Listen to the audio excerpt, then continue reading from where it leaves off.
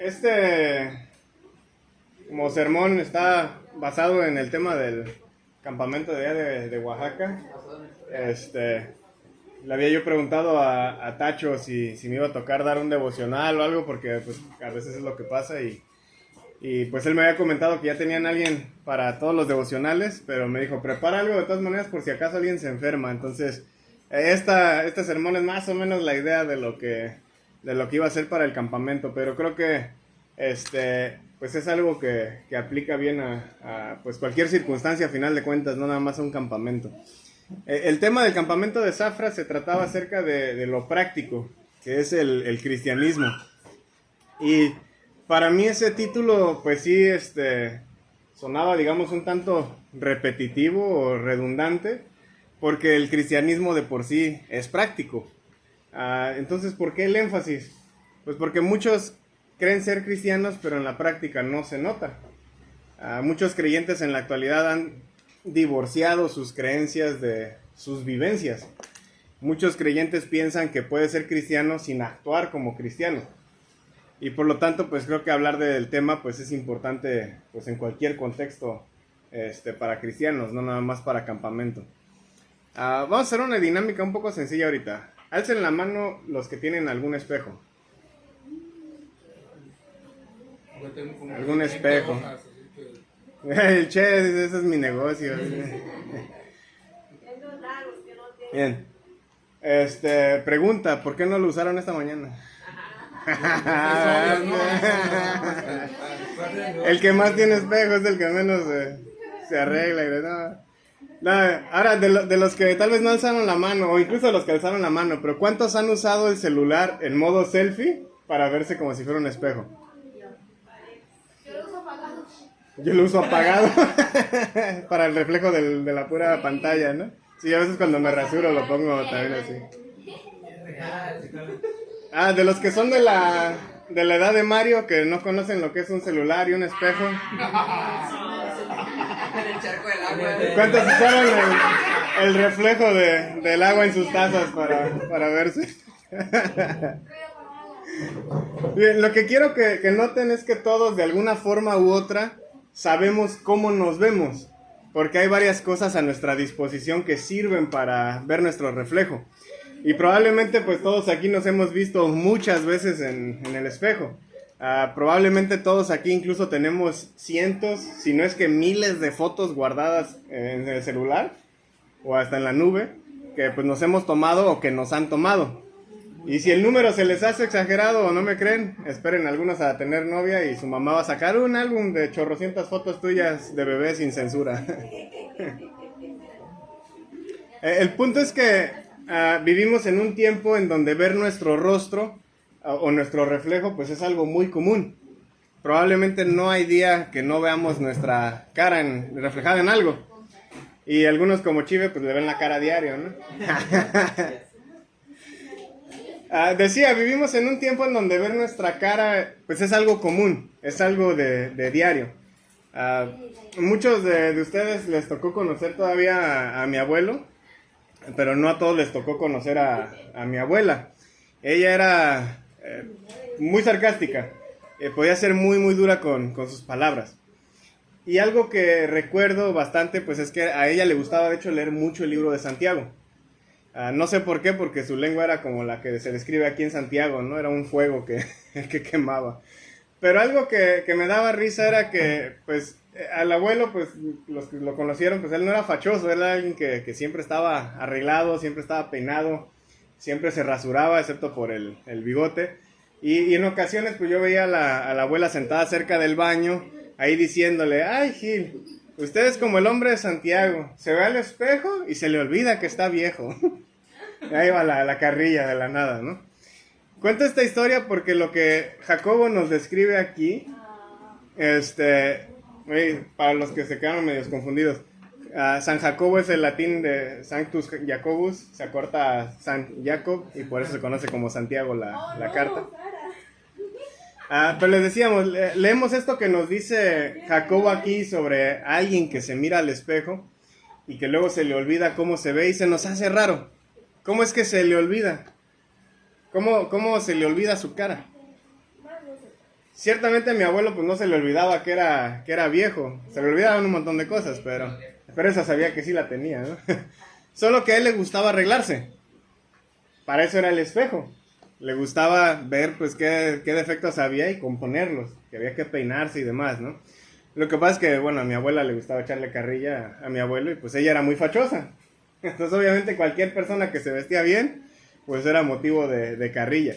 Entonces mi abuela era muy fachosa, algo así como mi papá y yo, pero pues yo diría que más, ¿no? Obviamente, pues para quedar bien con mi papá y conmigo, ¿no? Pero de lo que nos dice Jacobo aquí, pues ¿cómo es que se les olvida? ¿Cómo es que no se acordarían de la forma de su cara?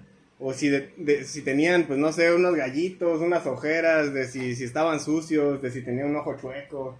¿Cómo se les iba a olvidar algo así? ¿Cómo se le olvida a alguien su rostro? ¿Tenían Alzheimer o qué es lo que está pasando?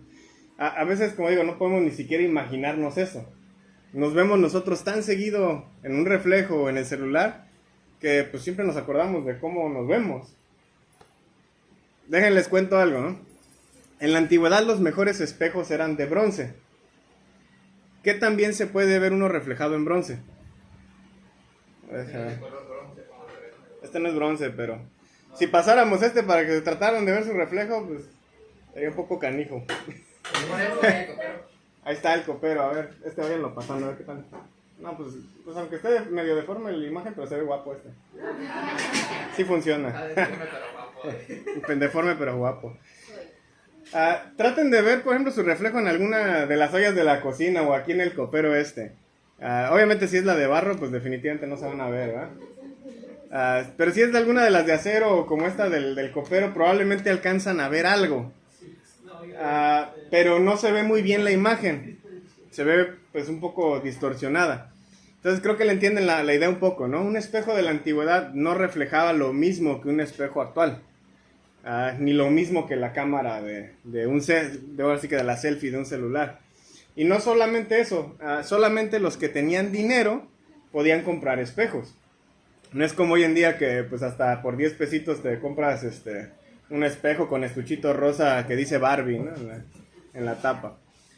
Un espejo era un lujo de los adinerados.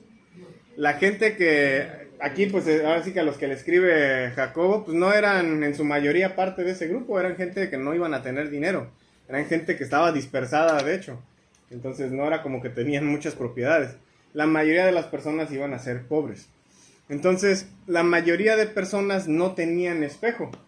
Rara vez se iban a ver en alguno, por lo que pues era normal que se olvidaran de su apariencia o ni siquiera supieran cómo se veían.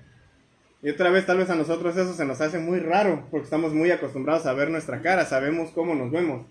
Pero estamos hablando de un tiempo donde probablemente una persona podía nacer y morir sin nunca saber cómo se veía. Piénsenlo tantito, ¿no? Es el año 60 después de Cristo y de suerte pues que están pasando por ahí, por el tianguis de Galilea, ¿no? Y ves un espejo ahí de bronce y te ves de rápido nada más para ver cómo eres, ahí la curiosidad, ¿no? 20 años después ya no te acuerdas de esos detalles. Y en 20 años ya cambiaron esos detalles. Se te olvida. Un maestro mío de la universidad nos contó una vez que pues él pasó varios años, no me acuerdo si como 10 o 20 años, que pues él no podía ver bien. Y pues no había ido al oculista en todo ese tiempo. De repente pues se le ocurrió, pues creo que ya es tiempo de ir porque ya no veo de plano casi nada. Y entonces cuando fue al oculista y pues le hizo unos lentes, de pronto volteó a ver a su esposa y pues se sorprendió, ¿no? Y le dijo, ¡ay, ya estás vieja! Pero dice que cuando se llevó la mayor sorpresa fue cuando él entró al baño y se vio al espejo y dijo, ¡ay, yo también! Ya habían pasado muchos años y obviamente pues él ya se le había olvidado y cómo se veía, y obviamente ya había muchos detalles que habían cambiado, ¿no? Entonces lo que Jacobo aquí nos describe pues es a la palabra como un espejo. Piensen en lo que acabo de decir acerca del tianguis de Galilea, ¿no? Pero cambien el espejo por la palabra. ¿Leíste la palabra una vez en tu vida? 20 años después ya no te acuerdas de los detalles. Si no la volviste a leer, se te va a olvidar. Y en eso estoy siendo generoso, ¿no? Porque la realidad es que la mayoría de los cristianos no han leído ni siquiera su Biblia una vez en toda su vida. Hay cristianos que llevan 30, 40 años de cristianos y nunca han leído la Biblia. Y entonces se nos hace muy raro que alguien no sepa o no vea su reflejo en lo que estamos hablando, pero muchos de nosotros esa es la realidad que vivimos, porque no agarramos la palabra para ver el reflejo de quiénes somos. Verse al espejo ayuda a identificar qué necesita corrección, pero a diferencia de un espejo, la palabra no solamente nos enseña cómo somos, sino que nos enseña quiénes se supone que debemos ser. No se trata de corregir lo exterior, sino de lo que está aquí. Pero ¿cómo voy a saber lo que tengo que corregir si no me comparo con la palabra? Porque no la leo, porque no la estudio, porque no la escucho. No veo mi reflejo. Hay cristianos que llevan años yendo a la iglesia, que no han hecho ni un solo cambio en sus vidas y piensan que están bien, porque nunca se han comparado con la palabra. Son los mismos cristianos que en ocasiones le pelean todo a sus pastores y maestros y creen saber lo que la palabra dice por unos cuantos versículos que se saben y quieren corregir a todo mundo, pero no ven que ellos tienen algo que corregir, porque nunca se han comparado con la palabra. Comparan a todo mundo con la palabra, pero no hacen una autorreflexión. Dice Jacobo, no solamente sean oidores. Recordemos que ese era un tiempo en el que pues ellos aún no tenían el Nuevo Testamento. Esta carta de Jacobo o Santiago apenas estaba comenzando a circular por las iglesias. Y en esas iglesias la carta pues iba a ser leída en público para todos. Y lo que comienzan a escuchar es, no solamente oigan esto, háganlo. ¿Qué es lo que a lo largo de la carta dice Jacobo que debemos hacer? Controlar la lengua, cuidar a los oprimidos, dados ejemplos aquí en lo que leímos, a las viudas y a los huérfanos. Y la tercera es evitar la amistad con el pecado. Controlar la lengua era algo que a mi abuela le costaba mucho trabajo, como les mencionaba. Y creo que precisamente por eso ella leía tan seguido esta carta. Sabía que ahí estaba su problema. Y por lo tanto constantemente se tenía que comparar con la palabra. A muchos de nosotros nos beneficiaría controlar lo que decimos. Si eres ese hermano que describí, que a todos quiere corregir y cree que sabe toda la palabra, pero nunca la ha estudiado y se nota porque no has hecho cambios, pues aprende a controlar tu lengua. Pero yo creo que es algo que nos podemos beneficiar todos. Todos en algún punto decimos algo que pues era incorrecto o que causó un daño. Cuidar a los oprimidos. ¿Por qué es importante ver por los oprimidos? Porque eso es la justicia bíblica. La palabra justicia en tiempos bíblicos se usaba en el sentido de hacer algo recto, de corregir algo que estaba mal. Este mundo está mal por donde lo veamos. Hay gente en necesidad por todos lados. Y nosotros somos justicia de Dios según 2 Corintios 5:21. Es decir, nosotros debemos ayudar a corregir algo del problema que estamos viendo en el mundo. Lo que hacemos por el prójimo es como si se lo hiciéramos a Jesús. En Mateo 25, 37 al 40, Jesús cuenta una parábola en donde le preguntan a un rey, ¿cuándo te vimos hambriento y te dimos de comer? ¿O te vimos sediento y te dimos de beber?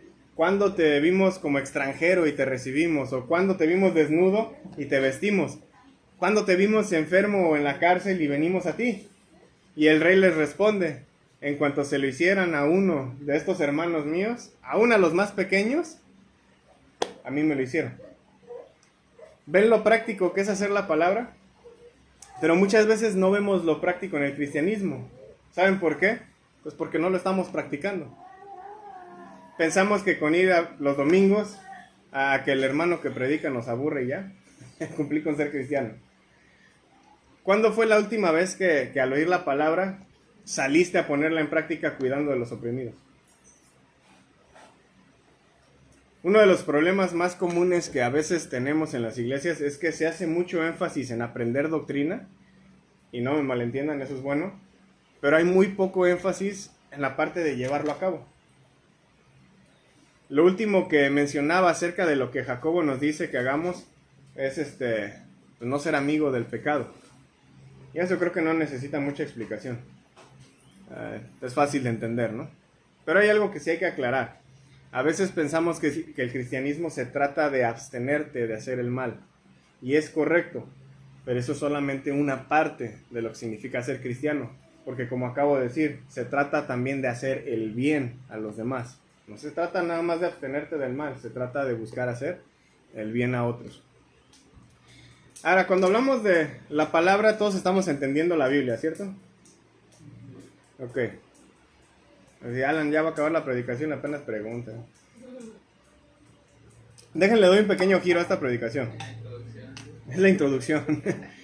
Juan 1:1 nos dice que en el principio ya existía la palabra y la palabra estaba con Dios y la palabra era Dios. Y conforme se desglosa el capítulo nos vamos enterando de que Jesús es esta palabra. Entonces volvamos a ver los versículos de Santiago. Sean hacedores de lo que Jesús dice. No solamente sean oidores que se engañan a sí mismos. Porque si oyes a Jesús pero no haces lo que dices, eres como alguien que se ve al espejo y se le olvida quién es. Pero el que mira atentamente a la ley perfecta, a la ley de libertad y permanece en ella, no habiéndose vuelto un oidor olvidadizo, sino un hacedor eficaz, ese será bienaventurado. ¿Ven cómo lo que nos está diciendo Jacobo no es solamente leer la Biblia y ya? Jacobo nos está hablando de discipulado, de ser discípulos de Jesús, de seguir a Jesús, de obedecer a Jesús, de poner en práctica lo que Jesús enseñó. Otra vez, ¿ven lo práctico que es el cristianismo? Se trata de hacer, no de oír. El versículo 25 nos dice que miremos atentamente a la ley perfecta, a la ley de la libertad. La idea de mirar aquí es, o esta idea de mirar atentamente es la de como inclinarse a ver, para ver bien de cerca los detalles. Como cuando, por ejemplo, quieren exprimirse un barro, ¿no? En el espejo. ¿Qué es lo que hacen? Se acercan lo más posible al espejo para verlo bien de cerca.